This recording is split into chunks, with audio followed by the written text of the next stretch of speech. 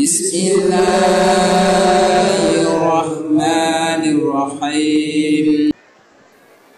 Assalamualaikum warahmatullahi wabarakatuh.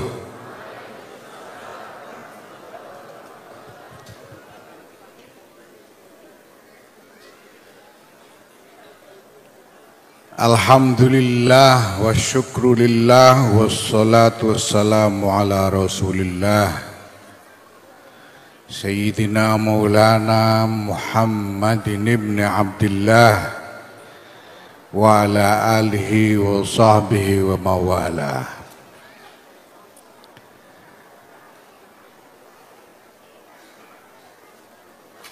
Amma ba'd, ulama'ana al-ajilla Zu'aman al-Aizza yang saya hormati, para masyayikh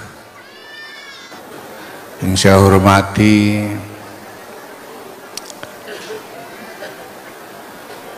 para pejabat pemerintahan yang hadir, baik sipil maupun TNI dan Polri yang saya hormati, ibu-ibu, bapak-bapak, hadirin yang saya muliakan. Alhamdulillah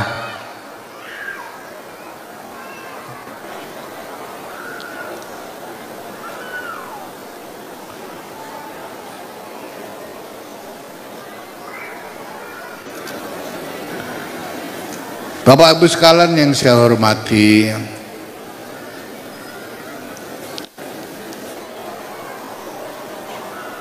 sesuatu yang membesarkan harapan bagi kita semua bahwa pondok-pondok pesantren terus berkhidmah, memberikan pengajaran, mendidik santri-santri sehingga menjadi ahli-ahli ilmu, pengampu-pengampu ilmu, pengampu-pengampu agama yang diwariskan oleh Sayyidina Rasulullah Muhammad sallallahu alaihi wasallam.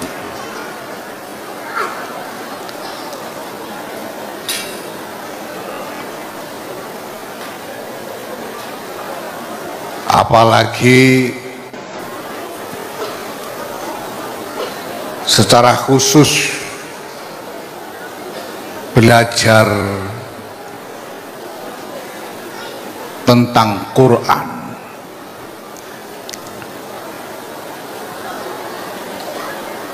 bahkan sampai menghafalkan Quran, memahami isi dari Quran. Ini bukan hanya merupakan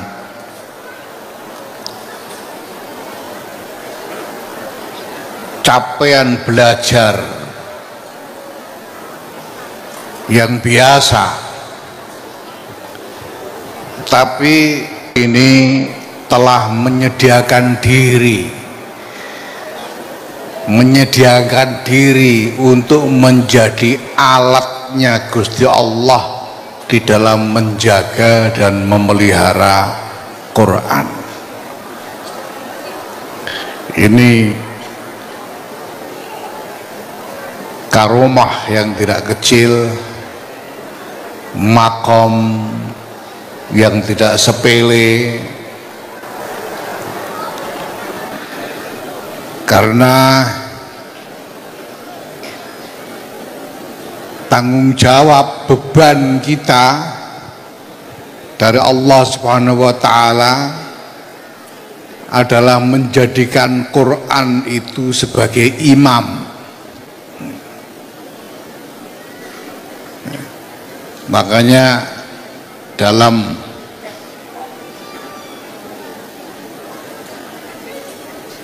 doa khataman, Allahumma ja'al ulana imaman wa nuron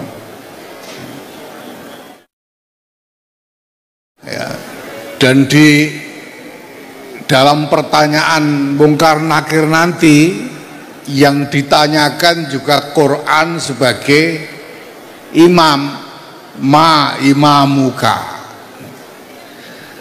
Maka disuyuhkan untuk mempelajari Quran tidak hanya berhenti pada Quran sebagai qiraah atau sum'ah saja, bacaan yang diperdengarkan saja, tetapi sampai dengan berusaha memahami isi Quran itu supaya kita bisa menjadikan Quran sungguh-sungguh sebagai imam, sebagai pemimpin, sebagai penuntun laku hidup kita.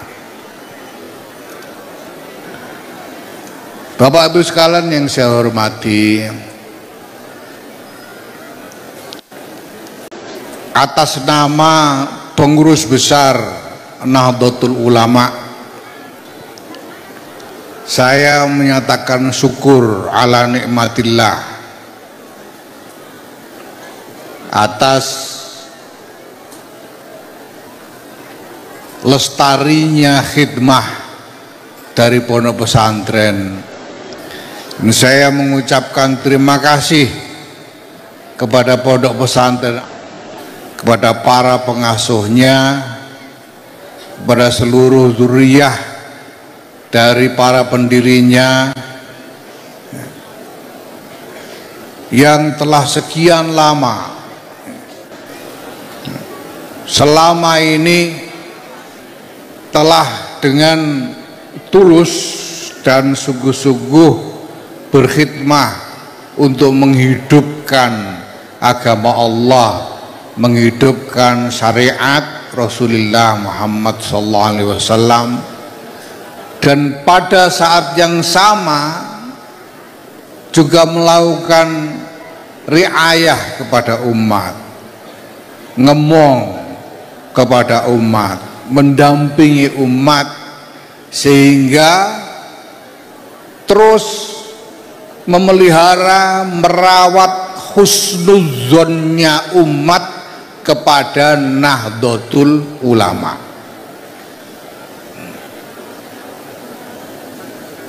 Bapak Ibu yang saya hormati, Nahdlatul Ulama ini telah terbukti menjadi jam'iyah yang mubarakah sebagaimana dinyatakan sendiri oleh Hadratus Syekh Kiai Muhammad Hasyim Asy'ari ketika beliau memanggil kepada para ulama untuk bergabung. Beliau mengatakan,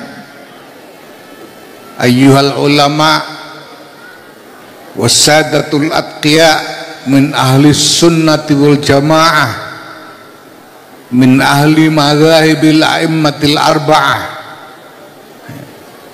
halummu ila hadhil jam'iyah al mubarakah al mausumah binahdlatil ulama.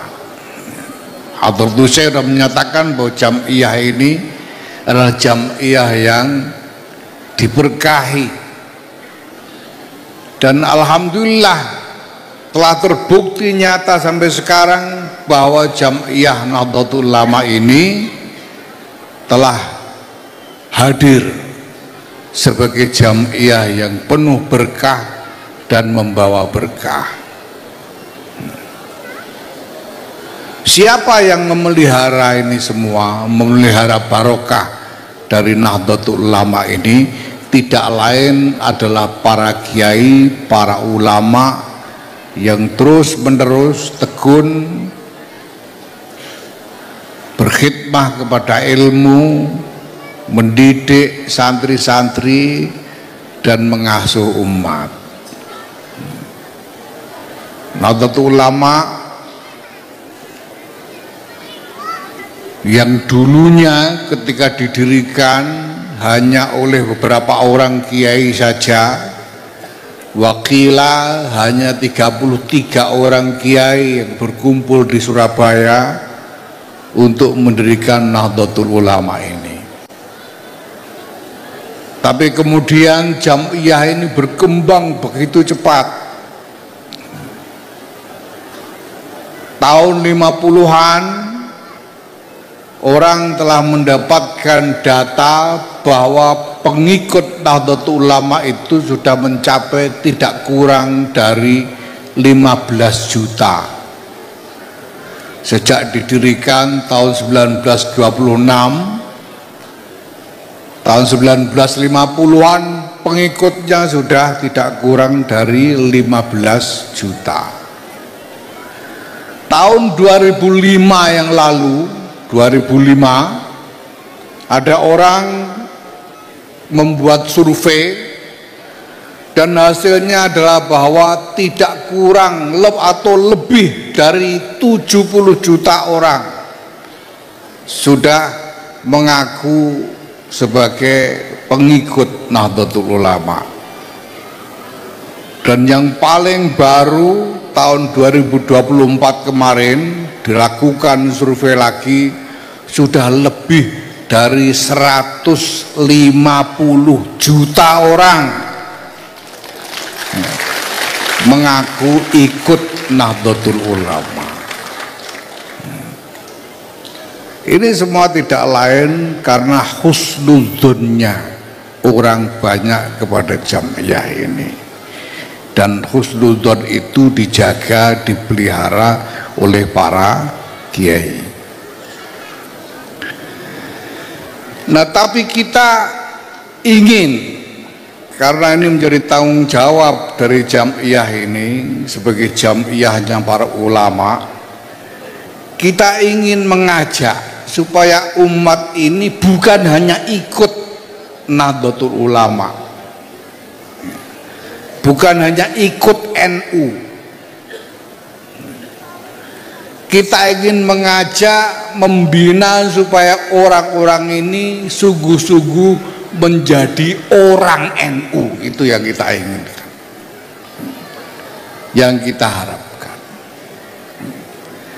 Karena beda antara menjadi orang yang ikut NU dan menjadi orang NU, itu beda.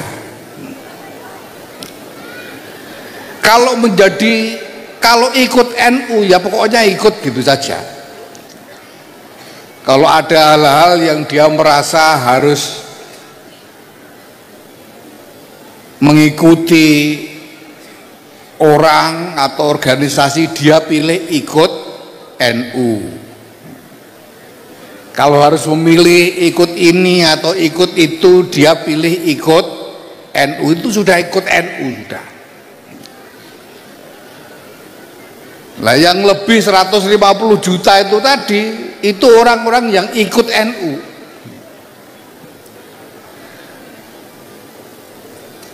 Nah, ini harus kita upayakan supaya berkembang, tumbuh menjadi orang NU.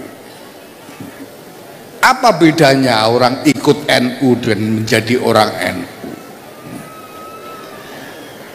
Kalau orang ikut NU itu tidak selalu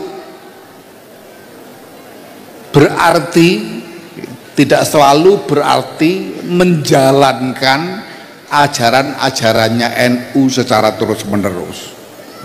Namanya ikut NU. Ya, misalnya tanya orang, Lebaran ikut mana? Ikut NU. Puasa apa enggak? Enggak gitu. Itu udah ikut NU namanya. Lebarannya ikut NU tapi enggak puasa. Aku ikut pengajian NU. Nah di sana kamu ya ikut ngaji, jualan es teh, dia bilang itu sudah ikut NU. Tapi kalau menjadi orang NU itu ada candranya tersendiri. Menjadi orang NU itu setidaknya dia punya 5 sifat. Yang pertama, orang NU itu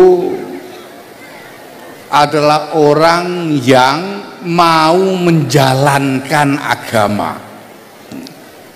Jadi agama ini dijalankan. Sholat ya sholat, puasa ya puasa, zakat ya dibayar, kalau mampu ya haji. Ini namanya menjalankan agama. Orang NU itu, orang NU bukan sekedar ikut NU, itu menjalankan agama. Ini yang pertama. Yang kedua, orang NU itu menjalankan agama dengan pakai ilmu.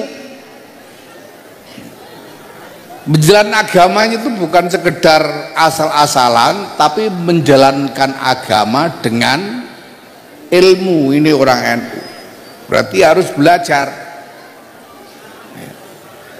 karena harus dengan ilmu. Ini ada kisah nyata, ada orang daftar haji lalu minta diajari sholat. Ditanya, lu sampai selama ini sholat apa enggak? Ya sholat, tapi ya saya tidak yakin sholat saya sudah benar apa belum, kita bilang. Sampai udah bisa baca Fatihah? Bisa. Coba dibaca sekarang. Setelah dibaca enggak taunya yang dibaca itu pating pentalit, enggak urut. Pokoknya asal-asalan. Terus ditanya, sampean Fatihah kayak gitu itu belajar dari mana? Ya saya cuma dengar-dengar aja dari masjid, katanya. Jadi dia kelihatannya baca Fatihah tapi ya dengar-dengar aja, karena nggak belajar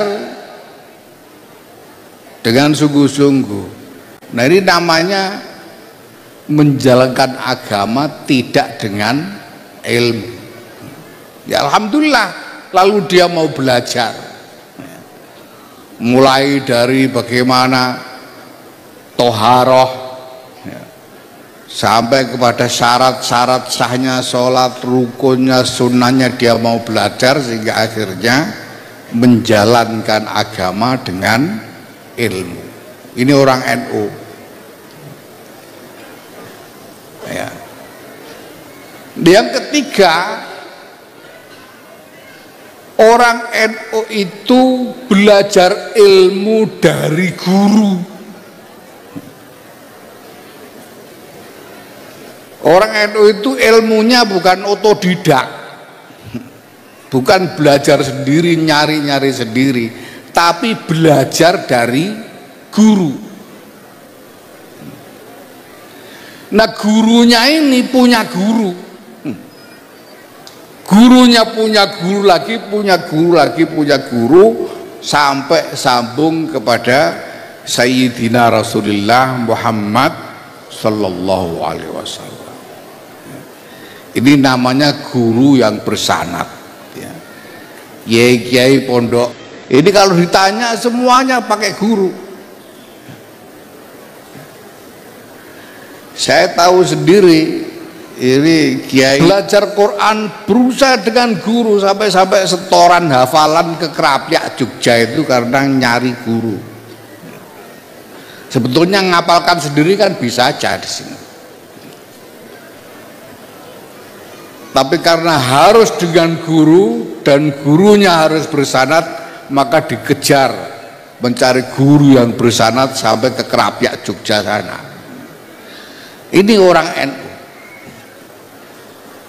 Ilmunya itu didapat dari guru, dan gurunya itu harus guru yang bersanad. Kenapa? Karena ilmu yang dipelajari itu ilmu agama. Kalau kita belajar ilmu agama itu berarti kita mengambil agama untuk diri kita.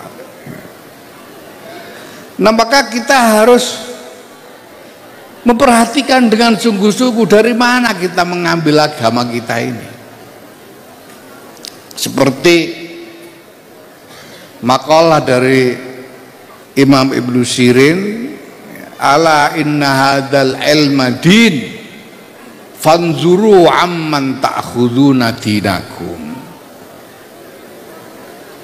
Kalian ngaji ini yang kalian pelajari adalah agama. Ilmu yang kalian pelajari ini adalah agama. Maka hati-hatilah, perhatikan sungguh-sungguh dari mana kalian mengambil agama, dari siapa kalian mengambil agama. Lah dari siapa harusnya? Ya harus dari orang yang sungguh punya ilmu dan hidup dengan cara yang sesuai dengan ilmunya. Orang yang memang punya ilmu dan hidup dengan cara yang sesuai dengan ilmunya. Maka sanad itu bukan hanya soal mendengarkan pelajaran dari guru, tapi menerima seluruh irsyad, menerima seluruh tuntunan tentang agama itu dari guru. Maka di NU ini penting sanad itu, supaya agama yang kita jalankan ini bukan agama karangan kita sendiri. Tidak boleh agama ngarang sendiri itu. Agama yang kita jalankan ini adalah agama yang kita dapat dari Sayyidina Rasulullah Muhammad sallallahu alaihi wasallam melalui guru sampai kepada kiai-kiai kita, diajarkan kepada kita. Dan ini secara tegas dinyatakan oleh Hadratus Syekh Kiai Muhammad Hasyim Asy'ari ketika beliau bicara kepada para ulama, antum qad akhadtumul uluma mimman qablakum wa man qablakum mimman qablahu bittisalis sanadi ilaikum. Itu dikatakan oleh Hadratus Syekh, Anda semua wahai para ulama NU, Anda mengambil ilmu-ilmu dari orang-orang sebelum Anda, dan orang-orang sebelum Anda mengambil ilmu dari orang-orang sebelumnya, secara bersambung sanadnya sampai kepada Anda sekalian dari Rasulullah Muhammad sallallahu alaihi wasallam. Makanya kiai-kiai kita ini kalau ngaji semuanya dengan sanad, apalagi Quran. Ngaji kitab-kitab saja, ngaji Safinatun Najah itu pasti dinyatakan ngajinya dari kiai ini, kiainya itu ngajinya dari siapa, sampai kepada penulisnya, yaitu Syekh Salim bin Sumer Ba'alwi yang menulis Safinatun Najah. Nanti ngaji takrib juga dari kiainya, ngaji Fathul Mu'in dan seterusnya. Apalagi ngaji fikih, ngaji nahwu, jurumiyah itu dapat dari gurunya siapa, gurunya dari siapa, seterusnya. Ini semuanya dengan sanad ilmu. Ini dibelajar ilmu itu belajar dari guru yang bersanad. Ini NU. Kalau belajarnya cuma dengan cara browsing Google, nah itu belum NU. Mungkin ikut NU tapi belum jadi orang NU, gurunya Mbah Google. Dan kiainya harus jelas, kiai-kiainya ini harus punya kiai, punya guru bersanad sampai kepada Rasulullah Muhammad sallallahu alaihi wasallam. Ya. Nah, yang keempat tentu saja orang yang sudah menjadi orang NU itu mau membantu NU. Ya, ini Bapak Ibu niki wong NU kabeh to niki nggih. Wong NU apa sekedar melu NU? Wong NU nggih.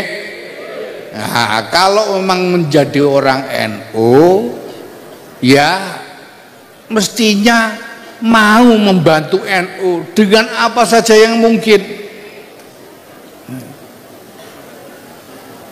Membantu NU dengan apa saja yang mungkin. Ya. Nggak usah nyumbang uang, nggak usah. Nggak apa-apa. Kecuali kalau kepengen banget ya monggo, tapi nggak nyumbang uang itu nggak apa-apa. Biar pengurusnya biar uang sendiri. Kenaan kalau sampean sumbang uang biar nyari sendiri. Tapi bantu NU. Bantu NU itu caranya gimana? Yang ngajak-ngajak orang ikut NU. Kalau ada kegiatan NU membantu mensukseskan. Kalau ada undangan umum ikut datang dan ngajak-ngajak orang datang, itu namanya membantu NU. Ada madrasah ya, ikut-ikutan misalnya ya nyumbang gedeng, itu namanya juga membantu NU.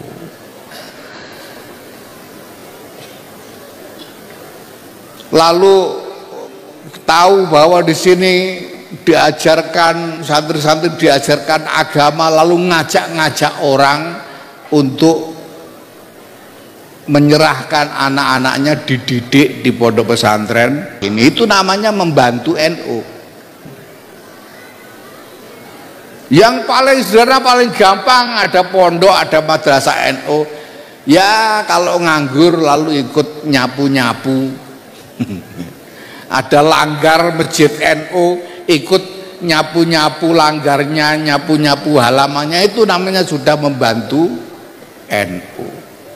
Paling tidak, ini yang saya ingin mohon langsung kepada panjenengan semua, paling tidak hadiah Fatihah untuk NU. Nggih.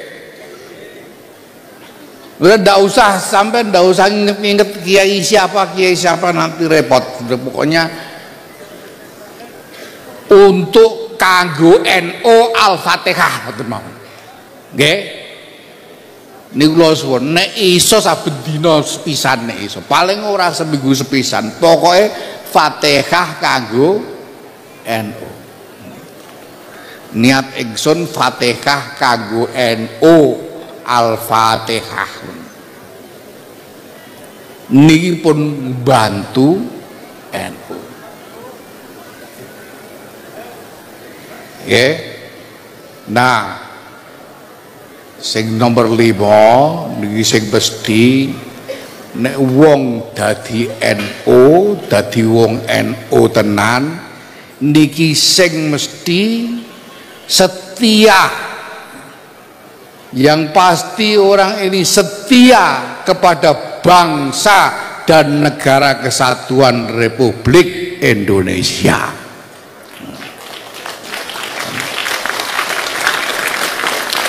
Niki penting. Ya kalau ada orang kok ngajak bikin negara yang baru yang bukan NKRI, itu berarti bukan orang NU. Loh salatnya kuno tok Pak, kuno telah tetep orang NU. Ngejak gawe negara liya.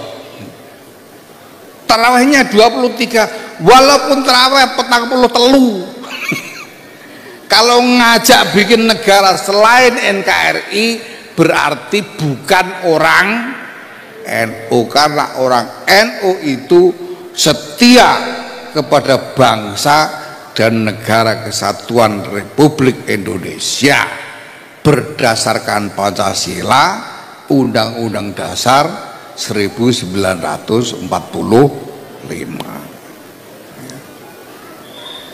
Nah, Bapak Ibu sekalian yang saya hormati, ya, orang mau bicara apa saja, kalau kita lihat sejarah yang telah dilalui oleh bangsa ini, kita akan mendapati bukti bahwa bangsa ini adalah bangsa yang diberkahi. Ada perubahan-perubahan dalam sejarah wolak-walik ing zaman. Bangsa ini kok jatuhnya itu jadi lebih baik. Jatuhnya lebih baik. Mari kita lihat. Dulu ada zaman Majapahit. Sudah baik ya. Insya Allah sudah baik zaman Majapahit. Berubah jadi zaman Demak, tambah baik enggak? Tambah baik, wong jadi Islam. Dari Demak berubah jadi Mataram, tambah baik, wong semakin luas wilayahnya. Ya toh? Habis itu datang Belanda menjajah di sini itu. Lah kok jatuhnya jadi baik? Baiknya gimana? Baiknya itu bangsa ini menjadi kenal dengan modernisasi. Itu karena penjajahan Belanda. Bangsa ini jadi kenal bisa berangkat ke Hijaz, berangkat ke Haromen, naik kapal mesin. Itu karena ada penjajah Belanda. Sehingga semakin banyak orang yang bisa pergi ke Tanah Haram dan kemudian belajar di sana dan pulang-pulang membawa ilmu yang banyak untuk diajarkan kepada anak-anak bangsa. Ini salah satu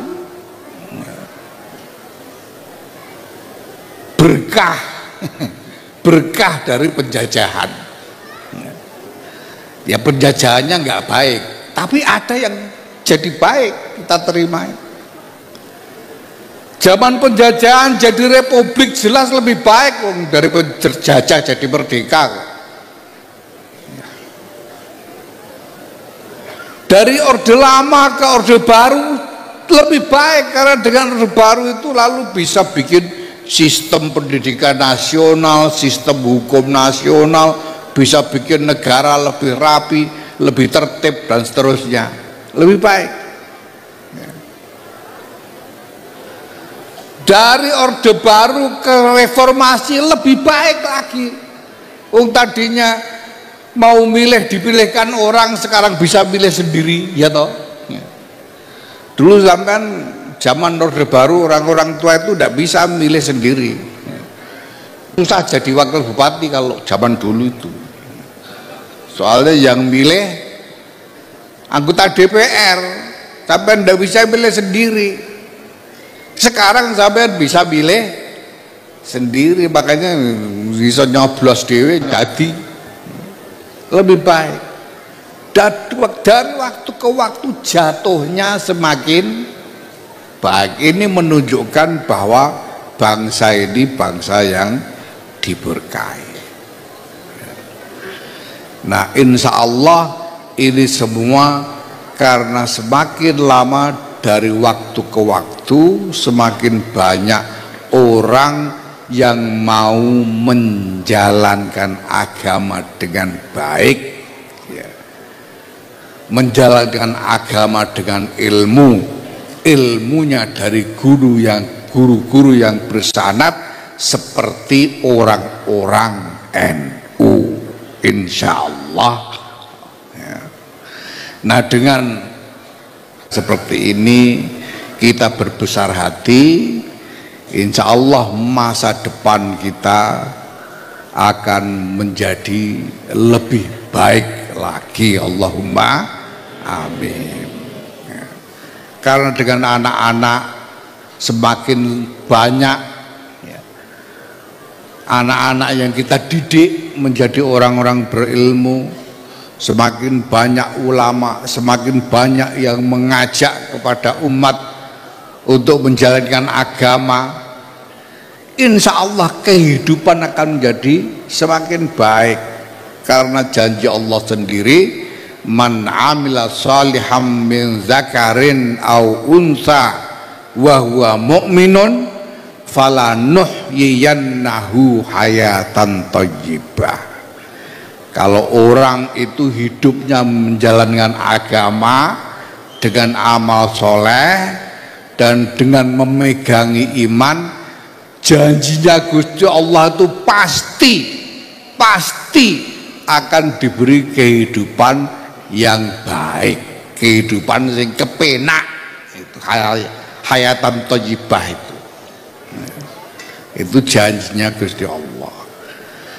Nah, maka apapun yang berkembang, yang bergejolak di dalam masyarakat, selama pengajaran pendidikan anak-anak seperti yang dilakukan oleh para masyayikh di pondok pesantren terus berjalan, insya Allah kita masih punya harapan besar tentang masa depan yang lebih baik bagi bangsa Indonesia. Allahumma amin.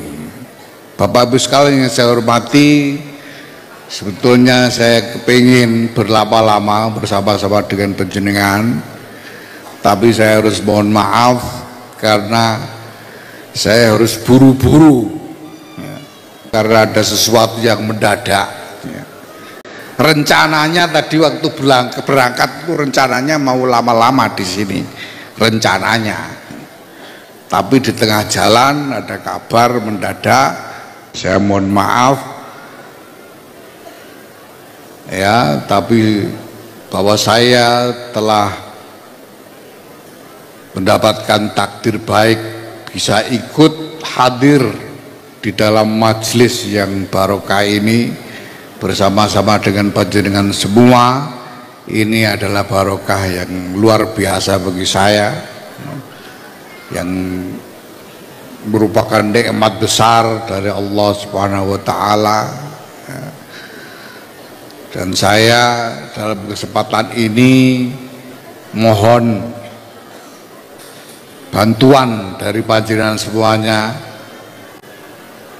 bantuan doa restu dari panjenengan semuanya. Semoga Jam'iyah Nahdlatul Ulama ini bisa terus berkembang menjadi lebih baik. Semoga orang-orang yang mendapatkan tanggung jawab untuk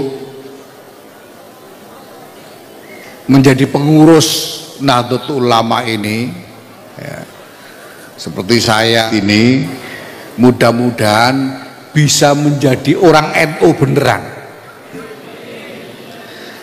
Karena kalau menjadi orang NU beneran itu lalu bisa menjadi saluran dari barokahnya para muassis, para masyayikh pendahulu kita. Kalau orang cuma ikut NU tadi, ya manfaatnya NU berhenti pada dirinya saja. Tapi kalau orang menjadi orang NU, maka dia menjadi saluran dari barokahnya para muassis, barokahnya para masyayikh yang sudah mendahulu kita. Semua yang kita lakukan dan hasil dari upaya-upaya kita ini adalah kelanjutan dari barokahnya para muassis. Kalau misalnya ada hal baik yang dihasilkan, ini yang membuat barokah itu bukan potongan barokah ini gitu. Bukan dari saya, karena bukan potongan barokah, tapi ini kita hanya sekedar melanjutkan, menjadi saluran untuk melanjutkan barokah dari para muassis. Semoga barokah Nahdlatul Ulama ini sungguh-sungguh dijadikan lestari, dijadikan lumintu dan abadi ila yaumil qiyamah. Allahumma amin. Terima kasih, kurang lebihnya mohon maaf. Wallahul muwaffiq ila aqwamit thoriq.